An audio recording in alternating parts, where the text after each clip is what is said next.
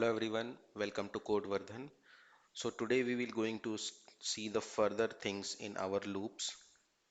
In last video we come to understand that there are four parts of the loops where we are checking out about the initialization, the condition, the working, the update, and we also see how the break, continue and pass is working, and we also see about something about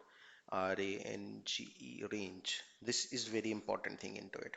So now let's start further and see how loops are actually working.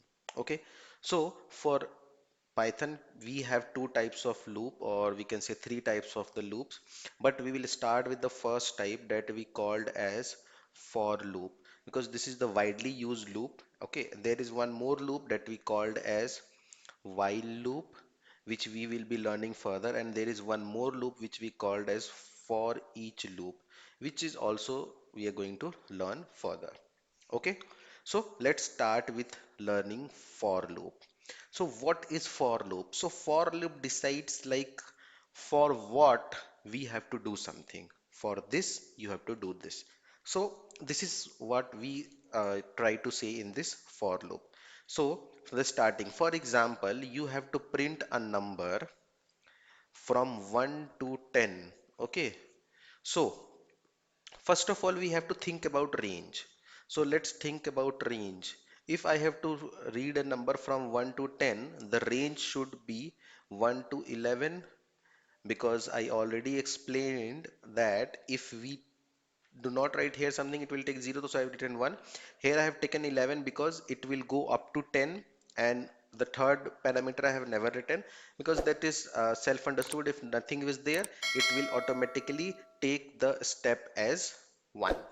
Okay, so this will be my range. Now I will write for I.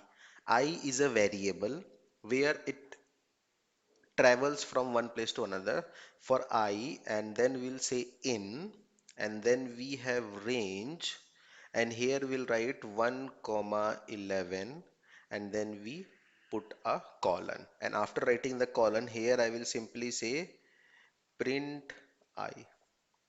Okay, if we do this, what will happen?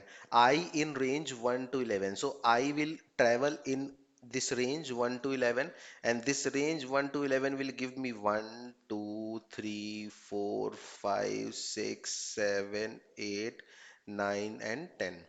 So this range will give me this. And I will be traveling inside this range from I, for example, I is 1, then I become 2, then I become 3, then I become 4, and so on. It will go like this. So in this way, it will actually printing the data.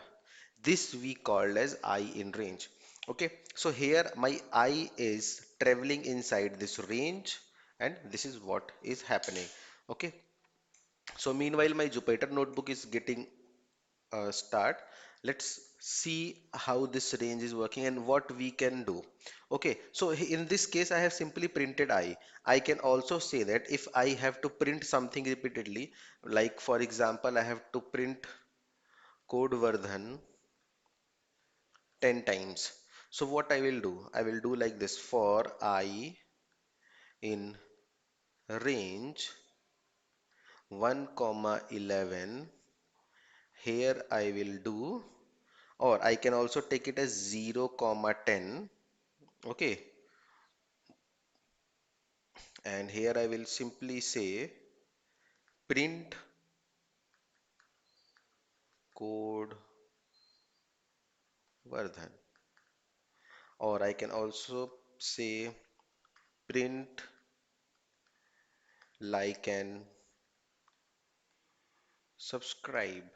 Okay, so in this way I can do this. Okay, so my Jupyter notebook has been started. Let's go quickly. Okay, it's taking few more minutes because it's everything will be fetched.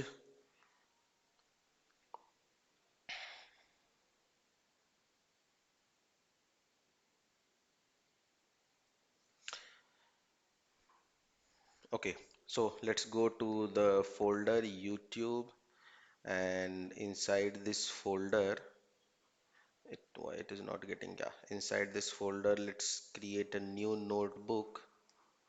Okay, and I'm naming this notebook as for loop. So let's wait a while. So write it here, for loop. Okay, I renamed it. So here I will try to do this. So I will write for I in range 1 comma 11, and here I will doing print I, and let's run this. You will see 1 to 10 my countings has been printed, and the next thing which I am taking, I'm just copying this. Okay, copying it for I in range 0 comma 10, I will say print.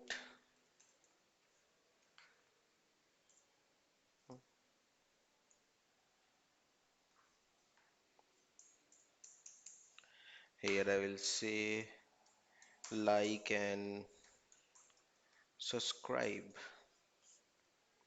Okay, and let's run this too. You can see the 10 times like and subscribe is getting printed. So this is what we are doing in case of for loop, the basic for loop. Okay, now let's see how a while loop works. So I'm again coming back to my whiteboard and see while loop. While loop is also a bit similar to the for loop, but the working is little bit different. Okay, so in this case, while loop, what I am doing, I have to write something like this while, and here I will like write the condition. Okay, and then here I will do the working, and update will be there, and here my initialization is there. Okay, now you must be wondering ki this initialization condition working update is not there in the for loop. Yes, it was there. If I look into this for loop, for I in range 0 to 10, so my initialization is for I is equal to 0. My condition is up to 10, and each time, as I told you, that range will automatically have a step of 1, so that each time it taking as a step of 1, and this is my working. Okay, so automatically we have here, I can say init, this is my condition, here only I have my update, and this is my working. Okay, so this is already happening in this, so nothing to worry. Okay, now in case of while loop, what I will do, so here I will say I is equal to 0 outside my loop. Now I will write while, and condition will be while I is less than 10, and working will be print comment. Okay, and here I will do I is equal to I plus 1, because there is nothing called as range. We are not using any range, and we are not doing anything, so we have to do everything manually like this. So this will be my while loop. Let's try this on our notepad, sorry, Jupyter notebook. So here I will say I is equal to 0. Okay, in next line I will say while I less than 10. Okay, here I will write colon, and here I will write print comment, and after that I will say I is equal to I plus 1. Okay, this is done. So now let's run this code also. Yes, you can see 10 times comment has been printed. Okay, so these are the very important types of loops which we have seen. Now whatever we have understand that in for loop we are I as a variable, and we are taking it into the range and printing the data. Here also I am doing the same thing, and I am printing some data. Here I have something outside, this we called as initialization, this becomes the condition, this becomes the working, and this becomes the update. In this way, both the loops has been done completely, and I hope you got the everything very clearly. If you having any doubts, please do comment whatever the doubts you have. I will solve it. And then please do like this video, share this video to your friends, subscribe to this channel. So these are the three steps which we have to do. Okay, in the next video we will see how we are working on some questions, and according to the requirements how our loop is actually working. Okay, so thank you very much.